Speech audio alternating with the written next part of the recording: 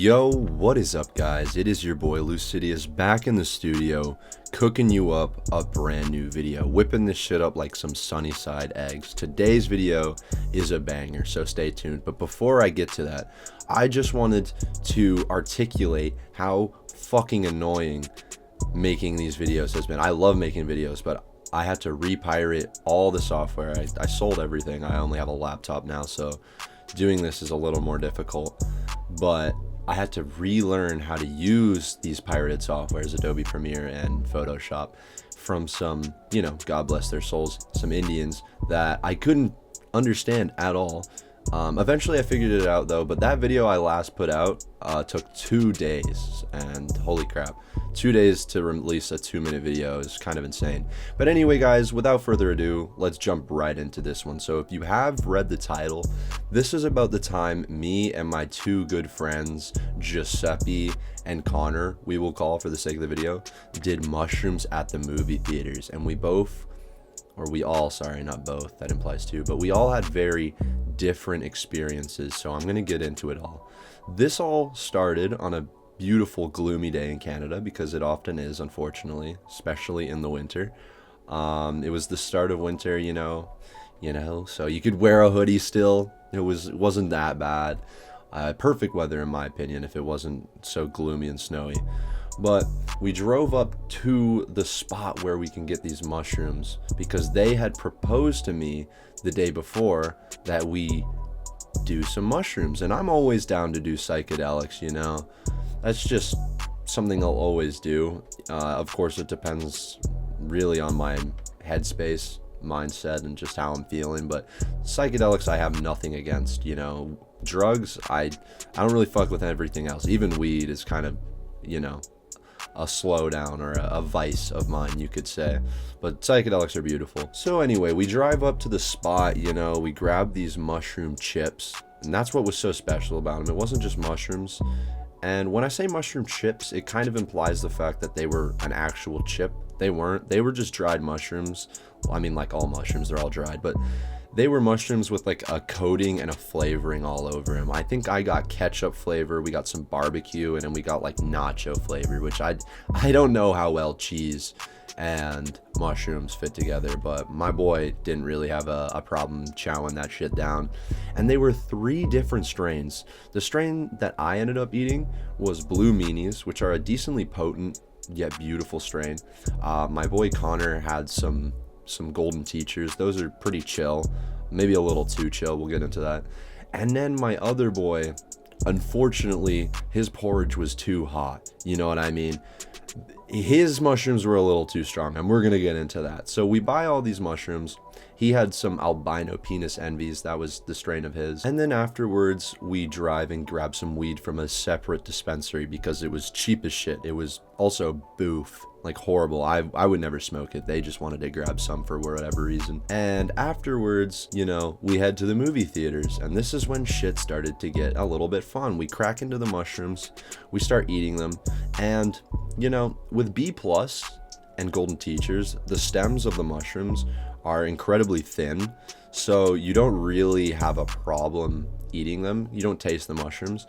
But me and my boy Giuseppe had some thick stems. This was a thick mushroom, no fucking ditty, no nothing. This was just a thick ass mushroom, bro, and it tasted like ass for me. I had a problem. My boy Giuseppe though, I've seen him eat a peanut butter sandwich with like 5 grams of mushroom powder all over it, and that is awful. Like no bev, no nothing, a dry ass glucky peanut butter sandwich. That's just insane to me. So he had no problem with the taste of these. He thought they tasted good, which was a plus in his book, you could say, because everything after this wasn't too good for the guy. So we head in there, we buy our tickets, everything so far, nothing special, we're not feeling anything. I grab a water. I think we maybe grabbed some popcorn. I don't really remember, because I don't remember eating any popcorn. But we head in there, sit down, and we got tickets to Gladiator 2, which is actually a really good movie. If you guys ever feel like watching a movie, maybe hit that up. It was quite a good watch. And so we're watching this movie, and about 45 minutes in, it starts to kick in. Now for me, my initial thoughts and perception of everything was really high definition, and like every word and sentence of this movie had some crazy spiritual meaning. Like I felt like I was learning from God, you know, just watching this Hollywood ass movie. And my other boy had the same experience. My two other friends, they were both chilling. Now, my boy Connor, you're not going to hear much about his experience because ultimately he said he didn't really have one. He said he was chilling the whole time. He was a little bit, you know, disappointed because he didn't really get the experience he was looking for. But Giuseppe's bowl of porridge was too hot, as I said earlier, because as this shit started kicking in, I'm having a great time, you know, enjoying this movie, just eyes glued to the screen like a kid in a candy shop, you know. He starts fucking tweaking, like absolutely tweaking, you know. What goes from a really good experience, he starts like, he's there and he's like, I swear I'm pissing myself right now. I swear I'm pissing myself. And he's just repeating that. And we're like, well, bro, go to the bathroom then. So he gets up and he runs to the bathroom. And about, 10 minutes later, he comes back. And during this time, me and my boy Connor are kind of just laughing about it. We're like, this guy's tweaking, because this is actually an experience that I've had before when I took mushrooms with one of my ex-girlfriends. We both had like a simultaneous experience where we just thought we were pissing. It was kind of crazy, except she actually pissed herself and I was just tweaking about it, thinking I was. That's a whole nother story though. So it was kind of funny to laugh at, because I've had so many of these experiences that this was sort of predictable at this point. Like I knew nothing new. This isn't nothing crazy. This is nothing new. But for Giuseppe, it was definitely something new. So he comes back and there's just this look of distress on his face the whole time. Like you could tell he was so focused on his cock and whether or not piss was dribbling out of it, you know. This was a huge concern for him, you know. So he sits down for like 5 minutes, and after 5 minutes he starts tweaking again. He's like, I swear I'm pissing. And this just keeps happening. He'd get up, go to the bathroom, come back, go to the bathroom, come back. And he told me while this was happening, he had some of the most insane visuals. Like he couldn't focus on his phone. He had to turn it off. He was losing his mind. He felt like if he was going to throw up, like he'd be done. Like he's in the gulag. That's it, you know? At one point he comes back and he grabs both our hands and grooms us, like puts our hands on his cock. He's like, am I pissing? Like, is there piss on my pants? And I'm like, bro, relax. There's nothing there. Like, I'm not gonna harp on the guy because he was tripping fucking balls. In a normal situation, you'd be like, hey, yo. But in this situation, it was like, oh, this poor guy's tweaking so hard. He actually needs someone to confirm it for him by touching his cock. What an unfortunate event. And it was honestly really hilarious. Me and my boy Connor were just laughing our asses off the whole time. And he was getting kind of pissed off at us, like, to be honest. Like, he was like, you guys are fucking with me. Like, he was getting a little bit mad. But I think overall the whole experience was just overwhelming and he wanted it to end. So at one point he's like, all right, let's just leave now. And I didn't want to leave. Like, this movie was a fucking banger. I was enjoying this movie, you know? Hopefully as much as you guys enjoy my YouTube videos. If you do, leave a like and subscribe. But, I was just fucking and glued to the screen. This movie like truly stuck to me. I even wrote like a quote down and put it down on my wall. I'm not gonna fuck it, I'll try and botch it. It was basically like, what you do in this lifetime will echo for eternity. And I thought that was pretty deep, you know. So I wrote that shit down on a piece of paper with a Sharpie and put that motherfucker on my wall. So that just kind of gives you some idea of how amazing this movie was to me, you know. And my boy Connor, he was enjoying it too, despite the lackluster mushroom experience. But he was not having it. He really wanted to leave, and he was kind of getting mad at us that we weren't leaving. But, we make him stick it out the whole time, by the way. He's just bathroom back, bathroom back.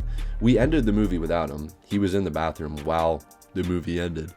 But nevertheless, we tell him, all right, bro, the movie's done. Let's get you home, because he's just tweaking. And as we're walking out of the place, this guy's like turning his head side to side like there's a fucking skinwalker chasing us, like there's some evil ancient eldritch being chasing him down, and I come to find out he was just so convinced that he had pissed himself that he was embarrassed walking out of the mall because he just sweared that he had pissed himself, and he would felt, you know, obviously embarrassed because you're walking through a fucking place, a public place with pissy pants. But he indeed did not piss his pants. He was just fucking tweaking the entire time. So we get in the car and we start driving, and we're going like such a regular speed. And let me first tell you, you know, I shouldn't have to tell you this, but do not drive while on any substance. You might be able to drive, but if the cops get your ass, say goodbye to your license, say goodbye to your life for the next few years. I don't recommend it, you know. I have a little story for that, you know, if you guys stay tuned. But we're driving through the parking lot going probably 25 kilometers an hour, and our boy Giuseppe is literally acting like we're going like 80 kilometers an hour. He's like, slow down, slow down. And we're like, bro, relax. We're going at a really normal speed, you know? Like, Connor was locked, and honestly, it was probably a good thing that his mushroom experience was lackluster, because ultimately, he was able to drive perfectly fine because of this. So we drop our boy Giuseppe off, then he drops me off, and I know, I lay down, and I get ready to go to sleep. I've had a great experience by this time, you know? There's nothing more to be said. Like, I'm ready to go to bed. This was so amazing, so relaxing. I didn't really feel wired like you do normally when you take like a tab of acid or some other mushrooms. I was chilling. But about an hour later, I get a group FaceTime from Connor and Giuseppe, and I answer it, and Giuseppe is fucking tweaking once again. He has sworn that he has popped along. Like, he is swearing that he is popping along, and Connor needs me to confirm something, because I'm low-key the book of knowledge when it comes to drugs. He's like, you know, Lucidius, you can't die on mushrooms, right? And I was like, yeah, no, you cannot fucking physically overdose on mushrooms. Like, you can tweak out and kill yourself, which is horrible, but it's all in your control. You're not going to overdose on mushrooms. And he started to calm down, but he had sworn that he had popped along. And I'm like, bro, you haven't popped along. Like, if you did, you'd have much bigger issues, and you probably wouldn't be able to speak to us. So just cool it, you know, you're chilling. And eventually he did calm down, and I kind of had enough of the conversation. I was really ready for bed at this point, so I exited the call while my boy Connor and Giuseppe continued that for a little bit longer. Bless Connor's soul, really holding our boy Giuseppe down. And yeah, we all went to bed. It was probably like 2 or 3 a.m. Now, here's the most fucked part about this all. You see, I think part of the reason that Giuseppe was tweaking was because he actually had to train someone at work at like 6 a.m. the next day, which is fucking peppered. He got like 4 hours of sleep, and he told me that he could not figure out how to work his alarm clock at all, which is actually, for some reason, like a canon event. I don't know if you guys have experienced this too, but there's been times I've tried to like figure out an alarm clock, and it's like time isn't even a fathomable variable when you're tripping balls. It's like, what the fuck is time? Why do I need an alarm? This guy couldn't figure it out. I don't blame him. I don't think I've been able to in the past either. And he just went to bed and luckily woke up on time. And that was it. He went off and trained someone. He said he felt kind of off for the rest of the day, and I had an amazing experience. Connor didn't feel shit really. I had this beautiful spiritual experience where I felt like grown, and you know, Giuseppe almost lost his mind. And that really just kind of shows you the crazy duality of mushrooms, you know, the black and white parts of it and the millions of shades of colors in between. Psychedelics are so beautiful, but you can't always rely on it to be a good time, you know, especially if you abuse mushrooms. They'll humble you. So yeah, guys, that's that. If you did enjoy this video, please leave a like and subscribe. I'm begging you, please. Let's try and get to 1,000 subscribers by like the 6th month of this year, you know, please and fucking thank you. So like this shit and subscribe. Thank you. Bye.